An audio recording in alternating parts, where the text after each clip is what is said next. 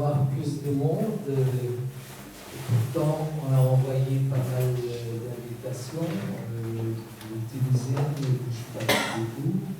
Ils sont pires que les Marocains. Parce qu'on reproche aux Marocains de ne pas assister souvent. Et surtout, un débat intéressant et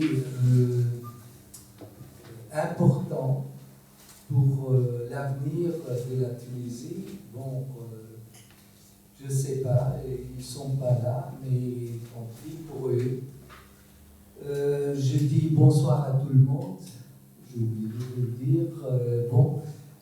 C'est un plaisir pour les centres culturels arabes de vous recevoir ici, dans ces cadres et dans les cadres de la démocratie pour un pays arabe qui est cher pour nous, la Tunisie.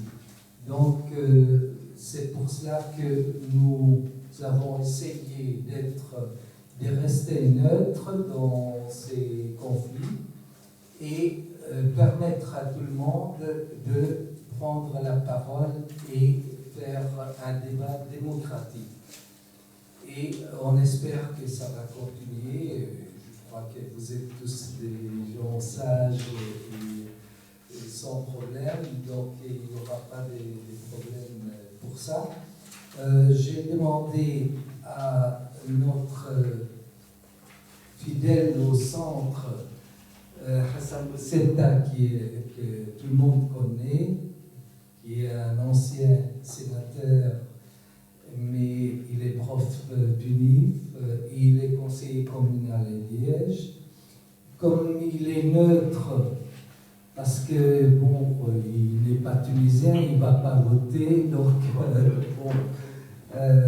il va mener le débat et essayer de donner la parole à tout le monde d'une façon vraiment équitable, comme on dit,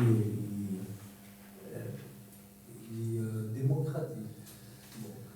Voilà.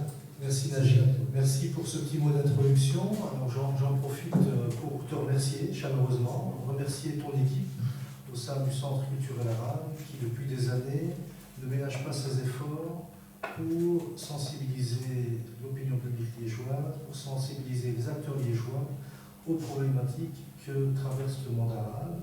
Et ces problématiques, depuis 4 ans, elles ont connu un coup d'accélérateur, notamment à partir de la Tunisie. Et donc, le fait que nous soyons rassemblés ce soir autour de la prochaine échéance électorale en Tunisie est quelque chose à saluer et je tiens à adresser à ton équipe et à toi-même nos remerciements pour nous permettre de débattre. Je voudrais tout de suite dire à ceux qui sont dans la salle que la qualité d'un débat ne tient pas au nombre des participants et que la qualité des arguments qui peuvent être échangés dans des moments démocratiques aussi importants que ceux que vit la Tunisie, eh bien, ils sont d'autant plus forts qu'ils sont en groupe restreint parce que chacun d'entre nous, dès lors que nous aurons quitté cette salle, seront les ambassadeurs de la qualité des arguments et des options politiques que vous allez prendre et que vous allez défendre pour la Tunisie. Naji Sabak, au nom du Centre culturel arabe, m'a demandé d'intervenir ici comme modérateur. Alors, il le sait, je vais simplement dire un petit mot pour dire qu'en effet, je suis un ancien sénateur, je suis un conseiller communal, je suis aussi un enseignant à l'université et un militant. Ça fait beaucoup de casquettes. Il y en a autour de la table et dans la salle qui le savent, j'ai beaucoup d'engagement. Ça ne veut pas dire que je suis neutre. Mais dans le cadre du débat qui nous occupe, ce qui est ma tâche, c'est d'être objectif et c'est d'être équitable par rapport à chacun des intervenants. La neutralité est une position qui n'est pas nécessairement souhaitable en démocratie. La démocratie, c'est l'arbitrage entre des oppositions de points de vue et c'est la capacité à synthétiser ces positions dans des compromis, dans des formes de résolution de conflits qui soient des résolutions de conflits politiques et non violentes. Et je crois que ça, c'est ce que nous invite à faire la Tunisie depuis quelques années. C'est le modèle dans lequel la Tunisie essaye de s'inscrire avec beaucoup de difficultés, mais tout de même avec beaucoup plus de réussite que la plupart des pays qui l'entourent. Et donc, je faire de mon mieux pour être équitable par rapport à chacun de nos intervenants en leur disant bien que vous êtes ici dans une ville qui a un grand intérêt pour ce qui se passe dans notre pays. Un grand intérêt qui est manifesté déjà depuis plusieurs années par des réflexions, des réunions, des rencontres, des missions.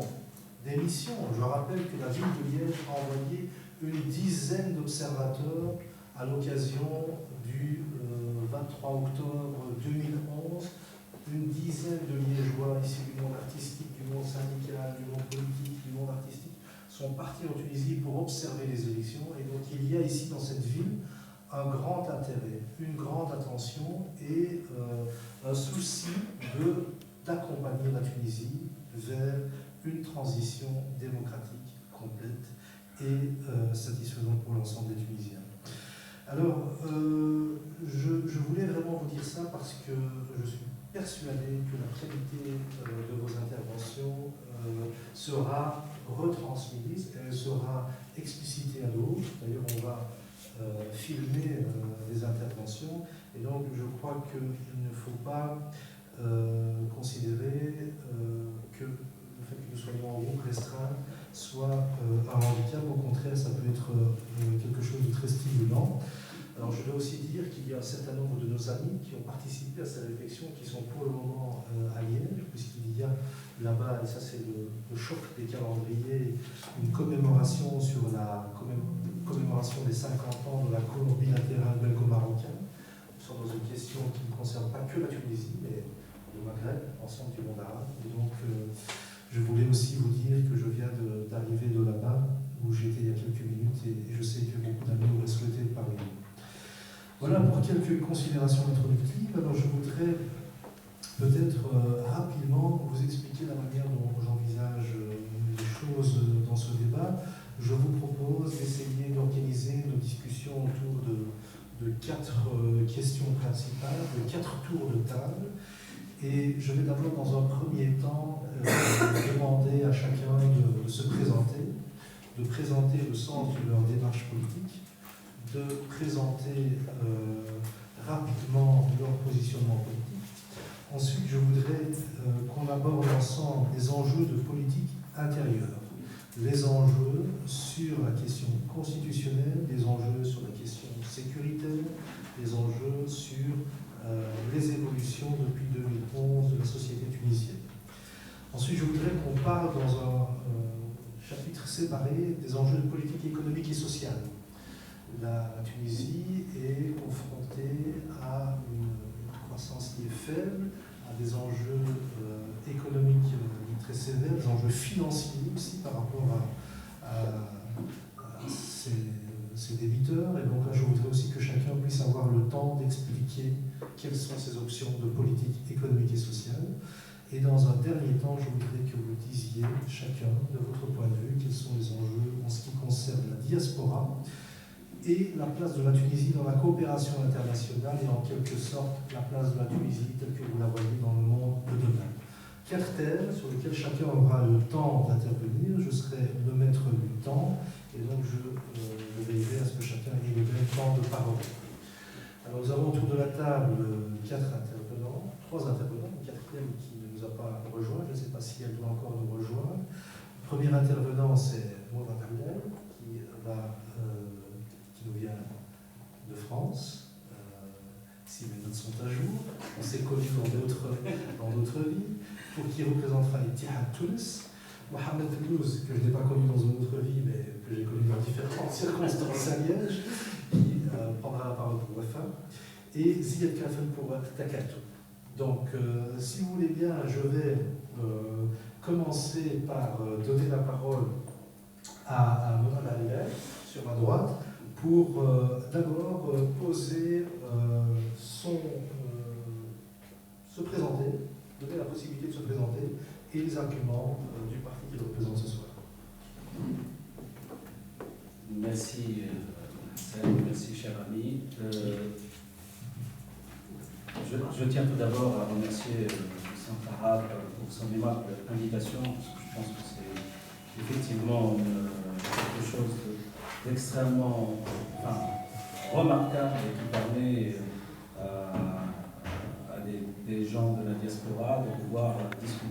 d'une actualité aussi longue que celle que nous vivons. Je propose qu'on les laisse s'installer quelques secondes de temps.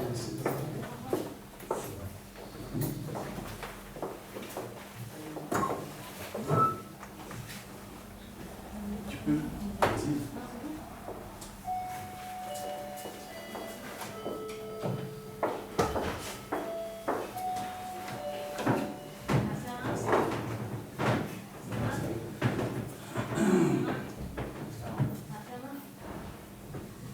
Donc, comme le disait,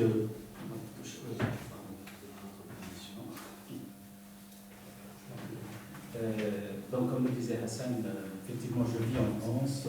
Vous connaissez tous la difficulté de cette circonscription qui s'étend du Canada à un certain nombre de pays de l'Europe du Nord, etc. La tête de liste est actuellement à New York et doit participer à un débat et à une série de rencontres. Le deuxième de liste est à Montréal et essaie également de répondre aux différentes sollicitations. Donc moi je vis en France et j'essaie d'apporter ma contribution à cette liste qui me paraît particulièrement pertinente. Alors si vous permettez, en deux mots et en introduction, je voudrais vous dire que signifie cette liste et pourquoi cette liste. D'abord, le maître mot de cette liste, c'est l'indépendance. L'indépendance par rapport aux partis politiques. Je me dirais, et à juste titre, qu'il y a une multitude, un nombre foisonnant, je vais vous le dire moi, avant que vous me le disiez.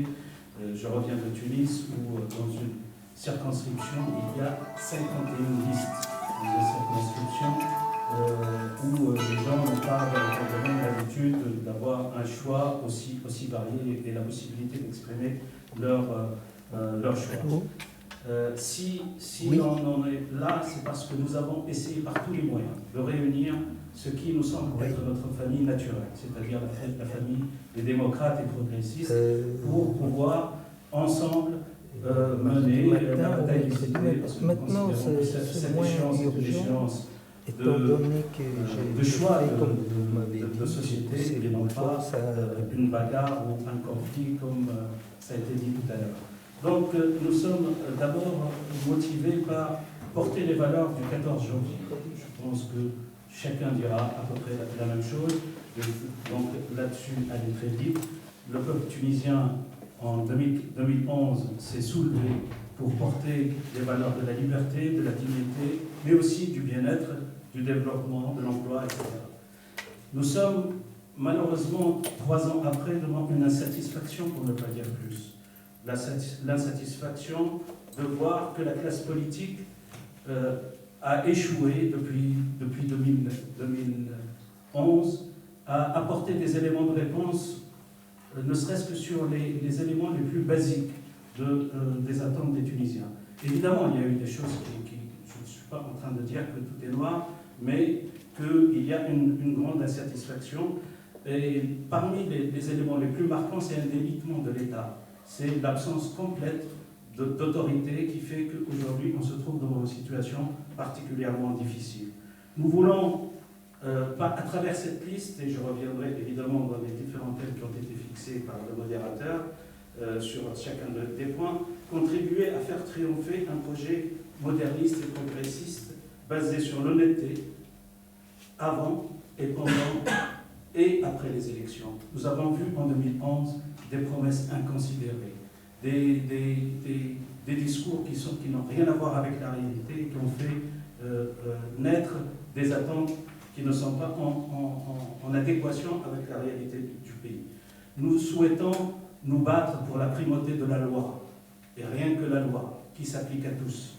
Nous souhaitons et nous refusons toutes les formes de dogmatisme. Nous ne sommes pas, nous ne croyons plus, ou nous ne croyons pas à des recettes toutes faites qui permettent de résoudre les problèmes que vit notre pays. Et enfin, nous souhaitons porter les valeurs de modernisme, de liberté et d'efficacité. Parce que c'est à travers ces éléments que l'on souhaite construire un avenir plus en adéquation avec les attentes et les aspirations du peuple tunisien. Bien évidemment, je reviendrai quand la question sera posée, nous avons des propositions très concrètes, très précises, pour ce qui concerne notamment la diaspora et la communauté tunisienne. Je voudrais simplement finir cette petite introduction pour vous parler de notre démarche. Notre démarche vise à parler vrai, en évitant toute forme de querelles qui n'ont aucun sens aujourd'hui. Nous avons des Tunisiens qui pensent différemment. Nous avons des lignes de fracture ou des lignes de démarcation qui ont émergé après avoir soulevé le couvercle et la chape de plomb qui s'exerçait sur la Tunisie depuis une cinquantaine d'années. Aujourd'hui, nous devons nous accepter tels que nous sommes, mais nous devons parler vrai, nous devons nous dire les choses avec la bienséance nécessaire, mais nous devons dire les choses telles que nous les pensons. Nous devons travailler sur l'émergence d'un réseau d'acteurs au sein de l'Assemblée du peuple, celle pour laquelle vous allez voter, mais au-delà de cette Assemblée du peuple, parce que tout ne sera pas résolu à l'intérieur de cette instance. Enfin, nous voulons que les engagements que nous prenons devant vous soient respectés et nous demandons à être comptabilisés là-dessus. Un État moderne de droit tunisien au service des citoyens dans le cadre des valeurs universelles et la souveraineté de notre pays et la défense d'un régime républicain qui, par les temps qui courent, est un petit peu menacé. Voilà en gros et en guise d'introduction ce que je peux dire pour vous présenter la liste qui se présente sur le numéro 6, la liste du mouvement Ittihad Tunis. Merci Mourad. Je vais procéder au même exercice maintenant avec Mohamed Eldous et ensuite j'accueillerai Mme Nabil Hakim qui nous a rejoint en tout temps, que je salue, qui représente le parti Yida à Tunis et qui prendra la parole juste après Mohamed Eldous. Donc voilà, quelques minutes pour vous présenter. Donc je rappelle la démarche. Première question, présentation, vos intentions et les intentions de votre parti dans cette élection.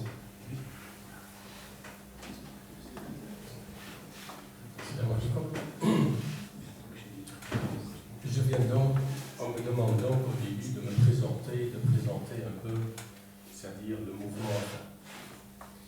Vous savez, je fais de la politique depuis pratiquement 40 ans. J'étais élève pour les garçons de France, fin des années 60. Je n'ai fait que de la politique, parfois dans des organisations politiques et dans d'autres cas, dans des associations de la vie de la société civile. Donc, et j'ai vécu pratiquement la plupart des étapes qu'a connu le peuple tunisien depuis l'indépendance. J'ai connu des massacres contre les ouzfistes, ce qui est non. En fait, c'était la liquidation du mouvement national de libération armé par Portugal avec l'aide de la France.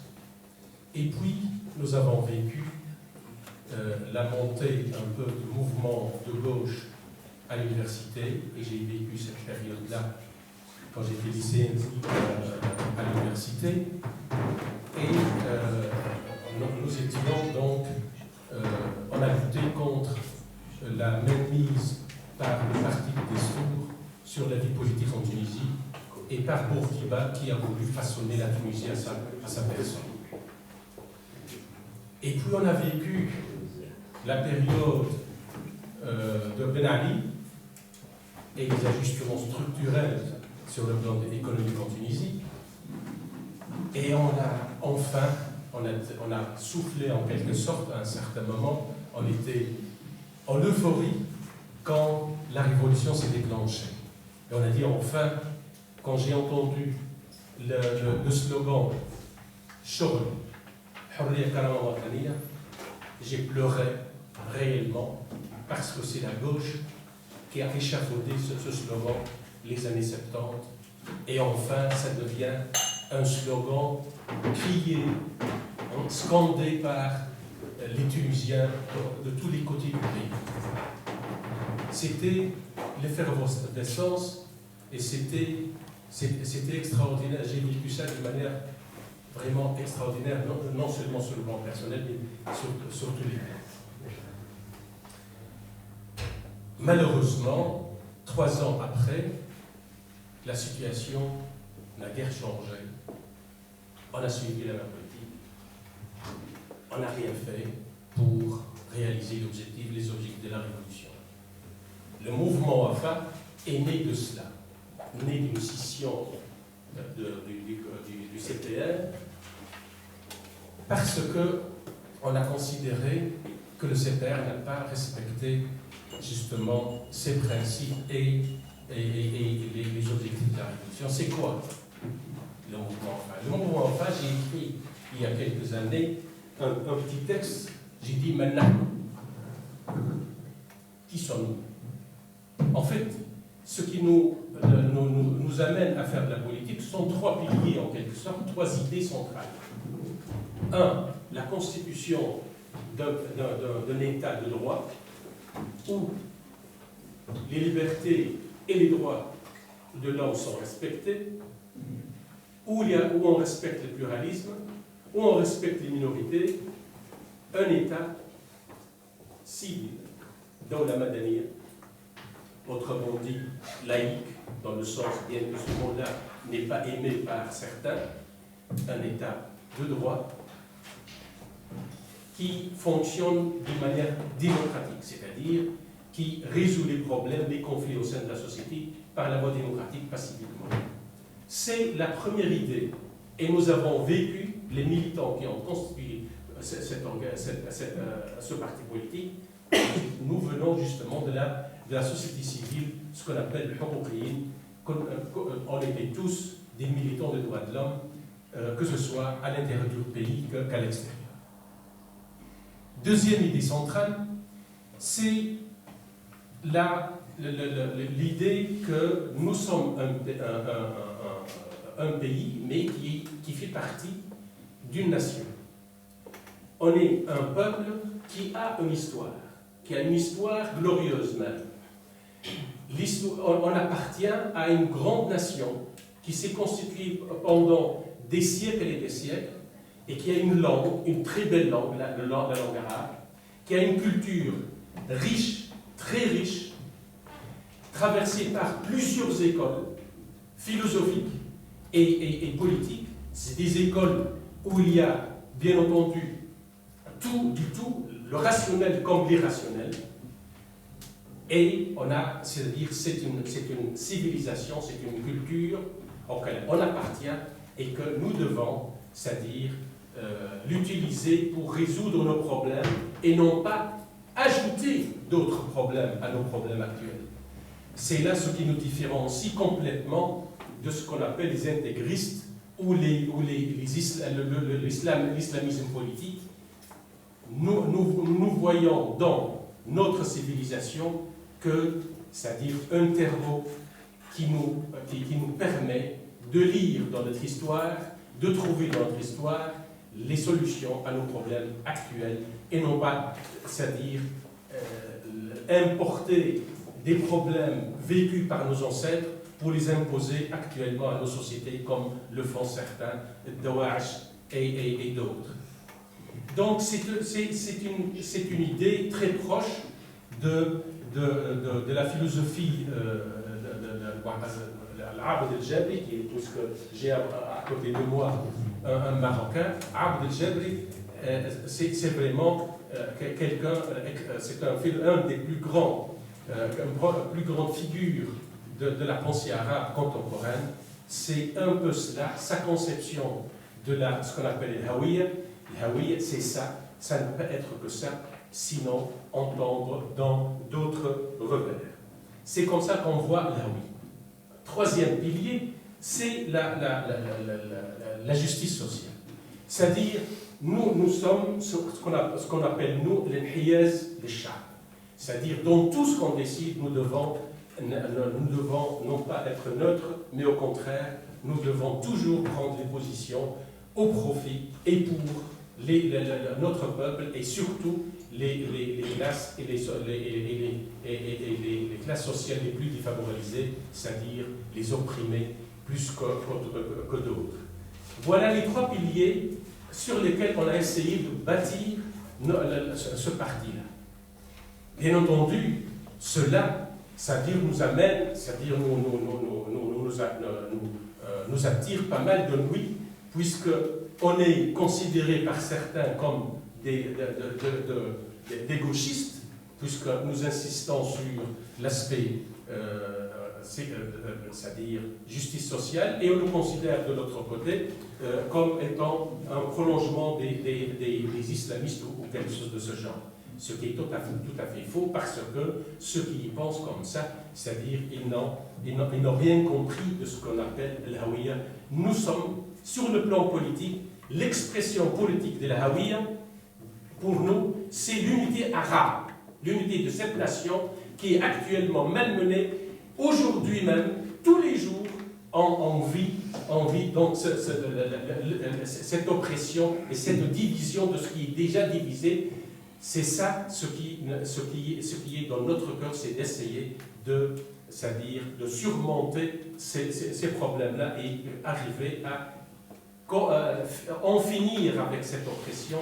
Et pour nous, sur le plan politique et économique, on ne peut avoir le salut sans l'unité arabe sur le plan économique, parce qu'on est petit, on est des petits pays, on ne peut pas, c'est-à-dire au XXIe siècle, constituer donc une véritable indépendance ou une économie nationale indépendante sans, c'est-à-dire de grands rassemblements de pays pour justement réaliser tout cela.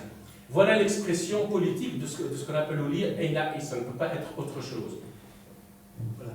Je voulais simplement dire que comme nous sommes dans un débat électoral, et donc chacun a un temps de parole qui est égal à celui des autres, donc le temps de parole que vous prenez sur la présentation de vous-même est un temps de parole que vous n'aurez plus sur les questions de politique intérieure, les politiques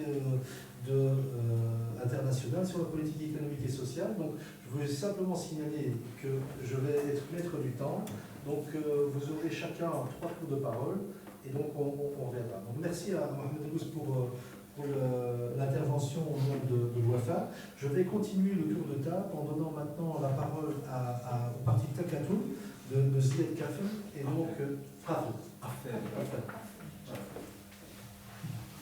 Oui. Je sais pas si vous avez des questions, si vous voulez que je continue en arabe, en français, mais comme vous voulez, je continue en français. Zied Kafel, la société civile traite السياسة في المحتاج كيف الناس كل en français s'il vous plaît. D'accord. Donc j'ai rejoint j'ai fait mes classes plutôt dans les sociétés civiles et plutôt orientées dans l'éducation, et j'ai rejoint la politique en 2011 avec la révolution arabe.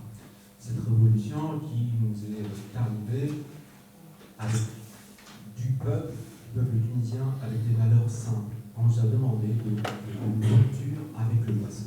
Cette rupture-là nous a fait tous donner envie de revivre en Tunisie. En tant que Tunisien à l'étranger, nous avons tous donné envie de reparticiper à construire ce pays-là. Et cette envie-là qui m'a donné envie de rejoindre la politique, parce que je me dis que ça doit passer par la politique. Rejoindre Takatul, un parti démocrate socialiste, parce que je suis démocrate socialiste par mes chaînes, et c'est comme ça que j'ai rejoint ce parti-là, qui a pris. C'est un jeune parti. Il faut voir aussi ce qui se passe en Tunisie. Avant 2011, ces partis-là étaient des partis pas organisés, pas structurés, c'était des militants. Et je voulais, par mon apport, donner une dimension de programme, une dimension d'organisation, une dimension de communication à ce parti-là, et je continue à faire ici. Je rejoins l'équipe de la liste Amérique et Europe. C'est une liste, et surtout c'est une circonscription assez difficile, où elle va du Canada à Moscou, passant par les Qu'est-ce qu'aujourd'hui, il nous reste 2 semaines soyons pragmatiques. 2 semaines, ou 2 semaines pour faire un choix. Aujourd'hui, je suis là pour essayer de vous donner quelques éléments pour, j'espère, choisir un parti ou l'autre, ou au moins décider pour qui et pour ne pas qui voter. Notre programme se déroule sur trois axes simples. Un qui est une institution démocratique. On a fait une révolution, on est en train de construire une nouvelle république. On n'est pas encore en démocratie. Nos institutions ne sont pas encore saines. Il faut beaucoup d'efforts et on a beaucoup déployé pour séparer État-parti, pour séparer les instances, on va dire, les différentes, le législatif du pouvoir exécutif, pour séparer les institutions et les rendre indépendantes, délimiter, etc. Donc ça, c'est le premier volet sur lequel on va donner beaucoup d'efforts. Aujourd'hui, le Dustour, on a beau dire que c'est un Dustour qui est au milieu, on va dire que c'est un Dustour qui nous permettra de construire une Tunisie de demain démocratique. Il y a un premier socle, mais ce n'est pas suffisant. Les 5 prochaines années vont être des années clés dans la traduction de ce Dustour, dans les lois organiques, les lois simples, les lois, et les institutions. Donc ça, c'est le premier volet sur lequel on va travailler. Il faut qu'on travaille ensemble, il faut que vous soyez vigilants quand vous allez choisir vos futurs députés qui vont vous représenter et qui ont une culture démocratique, une culture de séparation des pouvoirs, de séparation de l'État et du parti. Le deuxième volet est un volet économique. On a vu une révolution parce que les gens n'avaient pas de quoi travailler, n'avaient pas des opportunités de travail, n'avaient pas de quoi. Et il faut revoir ce modèle. Un modèle de 23 ans qui n'a pas profité à tous les Tunisiens. Notre slogan, c'est pour les Tunisiens, mais pas que pour certains. Et ça, j'y crois personnellement. Et ça, on va y travailler pour ça. Il faut que la richesse et le développement économique soit national dans toutes les régions. Il faut que les richesses locales, il faut qu'on injecte du sang dans toutes les régions et qu'on donne de l'infrastructure dans toutes les régions. C'est le deuxième axe de notre programme. Un développement, un modèle de développement économique qui profite à tous les Tunisiens, mais pas que à certains. Le troisième volet est ce qu'on appelle, c'est une révolution de dignité. Donnons aux dignités, donnons aux Tunisiens sa dignité. La dignité passe par la santé. Tout le monde a découvert, après la Révolution, lors des premiers documentaires que vous avez peut-être vus, à Sidi Bouzid, où on voyait des hôpitaux qui étaient délabrés, où vous avez vu dans des régions où on se pense des dispensaires qui n'avaient aucune infrastructure, la santé, l'éducation. Vous avez sûrement vu des documentaires où des enfants faisaient des kilomètres et des kilomètres. Des enfants, quand ils arrivaient à un âge de 15-16 ans, qui n'arrivent pas à continuer leurs études parce que leurs parents n'ont pas de moyens. La couverture sociale, le programme de la CNAM qui a commencé mais qu'on va continuer. C'est ce troisième volet qu'on appelle la dignité. Donner les moyens à la Tunisie, aux Tunisiens d'être dignes. J'espère que je vais développer ces 3 points et répondre aux thèmes choisis par le modérateur. Et j'essaie de garder du temps pour les autres thèmes, donc je passe la parole à un collègue. Voilà, on peut y aller tout de suite. Super. بسم الله الرحمن الرحيم. اسمحوا لي نتكلم بالعربية خاطر أهم مبادئ حركة تونس هي المحافظة على الهوية العربية الإسلامية. Je vais juste demander à ce que donc je vais vous faire la proposition suivante. Étant un grand partisan du multilinguisme, je laisse chacun s'exprimer dans la langue dans laquelle il est le plus à l'aise, mais il est aussi important que toutes les personnes dans la salle puissent comprendre aussi le message. Donc je vais peut-être demander à Naji, président du centre culturel, d'assurer une petite traduction à la fin. C'est difficile de faire la traduction simultanée comme ça. Mais... Fais juste une synthèse. أعمل synthèse بعد. بسم الله الرحمن الرحيم. سبيل الدين داوود. Il faut parler comme tous les autres. Tout le monde a parlé en français. سامحني J'estime que vous devez parler en français aussi pour que tout le monde تونس بالعربية كان تسمعني. على كل احتراماتي. Ne parlez pas avec la Hawaï arabie ou je ne sais pas quoi. Non, c'est la vitesse. Respectez la salle. Madame. Donc j'anime le débat. Je vous fais la proposition suivante. Elle n'a rien d'autoritaire. C'est une proposition. Nous sommes dans un pays, nous-mêmes ici en Belgique, qui est un pays multilingue. Et c'est quelque chose que nous vivons au jour le jour. Chacun a le droit de parler dans la langue dans laquelle il est le plus à l'aise. Exprimer des idées politiques, on peut vouloir les exprimer en français, en arabe ou dans d'autres langues. La seule chose qui m'est importante, c'est qu'on puisse assurer une traduction. Si madame a choisi de s'exprimer en arabe, pour moi c'est parfaitement acceptable. Je vais vous faire une proposition. Et je demande aussi que les propos soient traduits, de telle sorte que chacun puisse se faire une évaluation. Sinon, ça n'a pas de sens. Est-ce que vous avez prévu un traducteur? Je pense qu'on peut faire la traduction ici entre nous. Et donc, de mon point de vue, il n'y aura pas de problème. Donc, s'il vous plaît, le respect aussi des canaux d'expression de chacun est aussi une expression des formes démocratiques. Nous vivons dans un pays où nous avons dans le même Parlement trois langues qui sont exprimées, et ça ne pose pas de problème. Donc, on peut exprimer des idées dans une langue et les traduire dans une autre, ça ne pose pas de problème. Je demande juste que le président du Centre culturel arabe assure une synthèse des propos qui seront exprimés. Excusez-moi, vous imposez ça à monsieur le responsable. S'il vous plaît, on ne va pas faire un débat particulier. Mais c'est ça, c'est se foutre de la tête des gens. Nous, on a fait le déplacement. Et on a le droit aussi de comprendre ce qu'ils disent. Voilà. Dire que c'est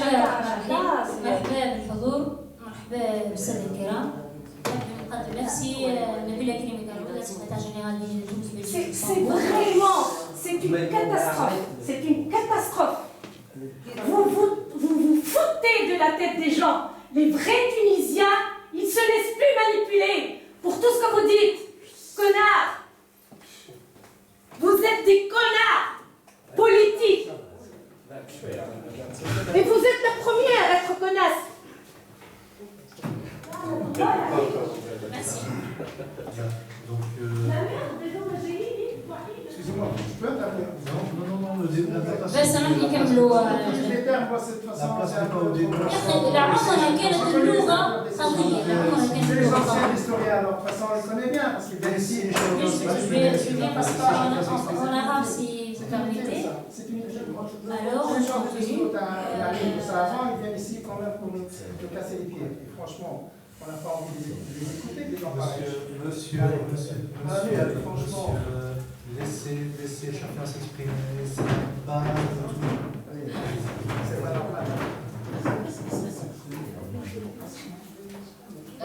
نبيلة كتير كرعود de toute façon الكلاب معناتها شوية عربي وشوية فرنسي de toute façon je préfère déjà نص فرنسي نص عربي كلابي معناتها je suis la secrétaire générale d'Unité Tunis Belgique Luxembourg حركة نداء تونس جات في وقت قصير في وقت تعرضت في تونس لبرشا حاجات من أهم مبادئ حركة نداء تونس هي المحافظة على الهوية العربية الإسلامية ومن أهم أهدافها هي تصحيح المسار الديمقراطي après la révolution اللي تعرضت تونس في فترة متاع 3 ans وش شوية شفنا الإرهاب شفنا قتل شفنا جنود مذبوحين شفنا فقر شفنا بطالة شفنا برشا حاجات تمس المواطن في تونس تمس الجالية بالخارج حركة نداء تونس هي صورة مصغرة على المجتمع التونسي مانيش باش نحكي على يسار أو يمين أو نقابيين أو باش نحكي اون جينيرال هي حركة كل تونسي نجم يشوف فيها نفسه هي فسيفساء تونسية لكل التونسيين والتونسيات الجالية الموجودة بالخارج هي ثروة كبيرة خاصة مساهمة الخارج في بناء الداخل عندنا مرشحتنا عن حركة نداء تونس بلجيكا لوكسمبورغ السيدة لميا المليح دكتورة في البيوشيمياء والسيد عماد الجبال من كندا أستاذ جامعي السيدة لميا المليح جاءت اليوم مع برنامج واضح للجالية التونسية الموجودة بالخارج برنامجنا هو وزارة أو جهاز يعنى بالجالية الموجودة بالتونسيين بالخارج يستمع لمشاغلهم يحل لهم مشاكلهم وجهاز قانوني مش معقول كون التونسي كي يروح يتشد في المطار على خطية عندها شهر واحدة مش معقول كون التونسي ما يلقاش القيمة والهيبة اللي يشوف فيها في الخارج يحبوا يشوفوها في بلادنا حركة نداء تونس جات برنامج تستمع لمشاغل التوانسة. قيمة الجالية من أموال طائلة تدخلها البلاد، من وزارة ومؤسسات اللي تخدم في الجالية، يعني نحبوا كفاءاتنا الموجودة في الخارج هي اللي تخدم في لي سونتر تاع الخارج، مش شخص يجينا من تونس. كفاءاتنا الموجودين في الخارج يخدموا هما في الدواوين. النجم يبعثوا لك عبد من تونس يخدم في القنصلية يعطي 5 ويروح على روحهم زي ما تعرفش عجيب. نحبوا شبابنا وشاباتنا الموجودين في الخارج هما اللي يساهموا. حركة نداء تونس هي باب مفتوح لكل تونسي وتونسية، هي برنامج لغد أفضل بلاش إرهاب، ونترحموا على شهدائنا اللي عطوا دمهم في الدستور التونسي، ونحيي عائلات الشهداء على صبرهم وسلوانهم، ونحيي الشعب التونسي. بارك الله فيكم. Merci. Alors, Najib. Je peux résumer juste pour dire que bon,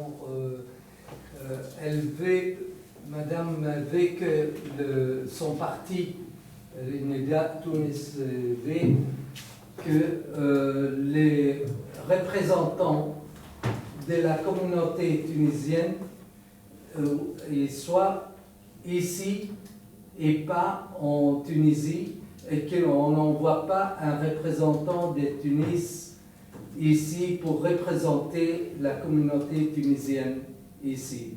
Et elle veut qu'on s'occupe vraiment des problèmes des Tunisiens qui sont à l'extérieur. Et je résume même, et je ne vais pas traduire tous les mots. Traducteur tunisien, il va l'air. Voilà. Merci Najib. S'il y a d'autres Tunisiens qui veulent rajouter des points qu'elle avait développés, c'est justement que ça sont passés. C'est bon. Merci. Voilà. On a un autre parti qui nous a rejoint, c'est le Congrès pour la République qui est autour de la table. Et je voudrais tout de suite lui céder la parole. Son parti a déjà été mentionné une fois, et donc je voudrais qu'il aussi prenne la parole pour exprimer son parti.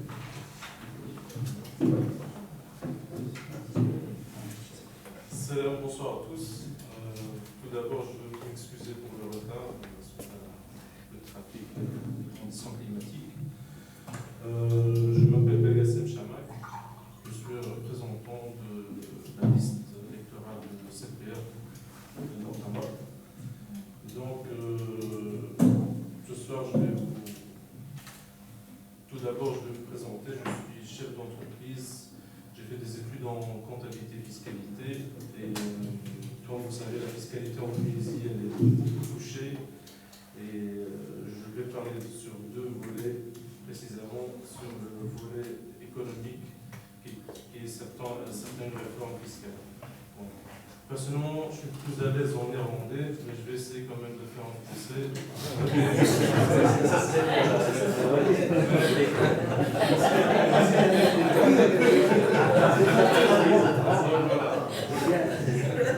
En arabe, ce serait facile. En français aussi, je vais essayer de faire de mon mieux. N'hésitez pas à me corriger si vous voulez.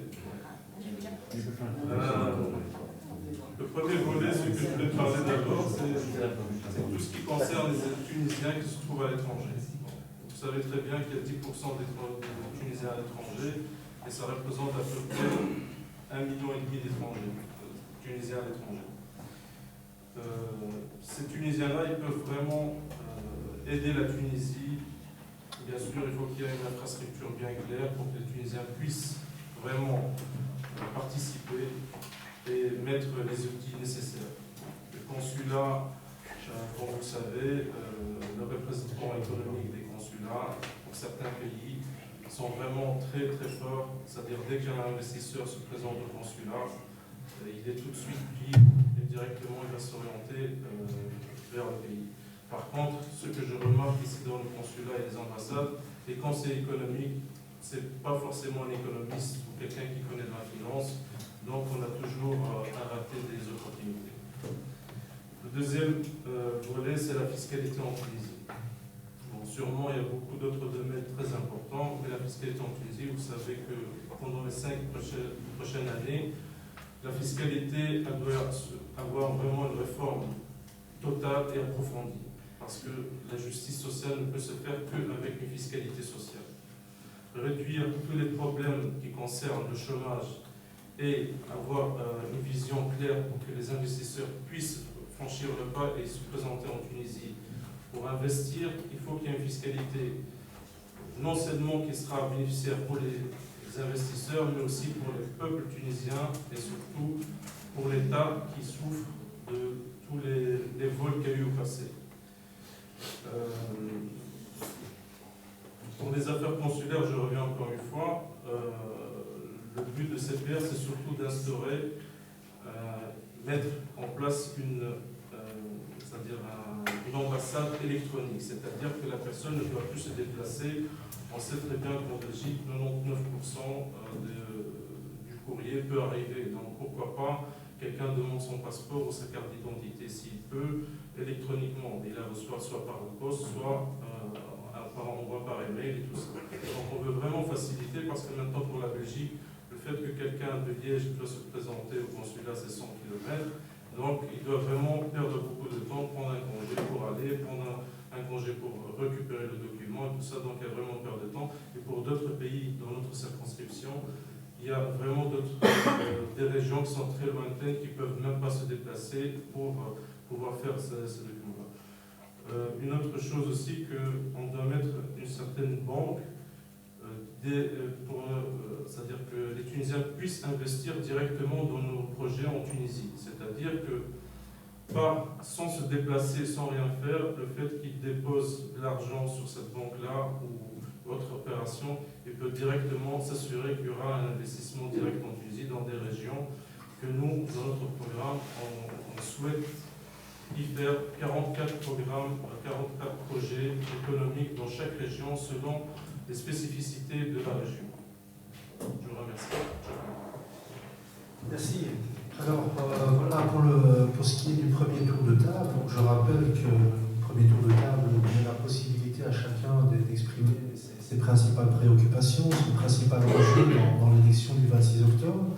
Je note tout de même qu'il y a une prise de position qui se situe au niveau très général, et je crois que ça vaudrait la peine pour chacun d'entre nous d'entrer maintenant un peu plus dans le vif du sujet, à la fois dans l'évaluation qu'on peut faire du processus qui s'est déroulé depuis le 23 octobre 2011, donc de l'analyse que vous en faites, du processus constitutionnel, qui n'est tout de même pas un processus anodin à l'échelle du monde arabe, et d'en faire votre évaluation, et puis aussi d'analyser ce qui, du point de vue du regard extérieur, et notamment ici en Belgique, on a été très attentif à ce qui se passait sur le plan de la sécurité intérieure, du point de vue de ce qui se passe au niveau de la gestion de l'ordre intérieur, mais aussi de tout ce qui peut affecter. Je sais que la situation n'est pas facile, que la Libye voisine est soumise à une situation sécuritaire extrêmement tendue, qui a aussi parfois des conséquences en Tunisie, mais je voudrais avoir votre avis sur à la fois le bilan et votre position sur la situation intérieure. Maintenant, je donne un tour de table à chacun d'entre vous, et je souhaiterais qu'on essaye un petit peu d'aller aussi vers des propositions, que chacun puisse, au-delà du positionnement en termes de valeurs et idéologie du parti, essayer de formuler les grandes orientations que vous portez pour l'élection prochaine. Merci. Merci, Monsieur le Président. Alors, effectivement, on va entrer dans le vif du sujet. Je disais tout à l'heure en préambule qu'on avait parlé vrai. Permettez-moi, avant de répondre et d'entrer sur les questions, de réagir, parce qu'on n'est pas dans une superposition de points de vue, mais véritablement, il faut qu'on interagisse sur les propos des uns et des autres. Premièrement, sans partager l'apport de l'intervention de la dame qui vient de sortir, je suis assez sensible sur le fond à ce qu'elle a dit. Nous, le peuple tunisien, nous, les acteurs de la société civile, les élites, ce que vous voulez, nous en avons marre du jeu sur les sentiments, où on joue sur les sentiments du panarabisme, de je ne sais quel truc, pour pouvoir justifier l'injustifiable. Aujourd'hui, j'entends un certain nombre de discours qui n'ont plus aucune valeur auprès des Tunisiens. Les Tunisiens ont besoin aujourd'hui de réponses immédiates à leurs problèmes. Pendant 3 ans, nous avons surdéterminé le débat politique et institutionnel. Pendant 3 ans, nous avons fait semblant d'avoir un débat comme si les fondements de notre identité étaient en cause. Nous sommes le premier pays qui a adopté une constitution dans le monde arabe dès 1850.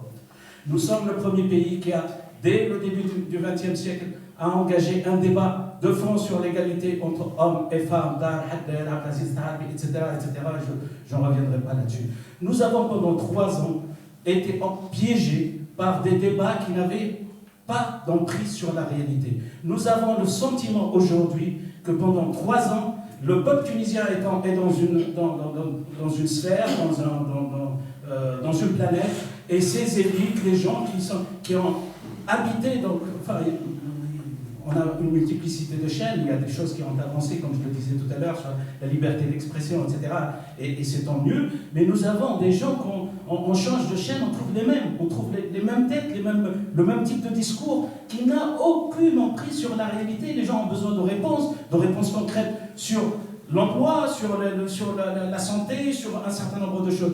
Alors quand j'entends des représentants, pardonnez-moi, de partis qui étaient au pouvoir pendant les 3 dernières années, au moins pendant 1 an et demi, de mes contradicteurs ici,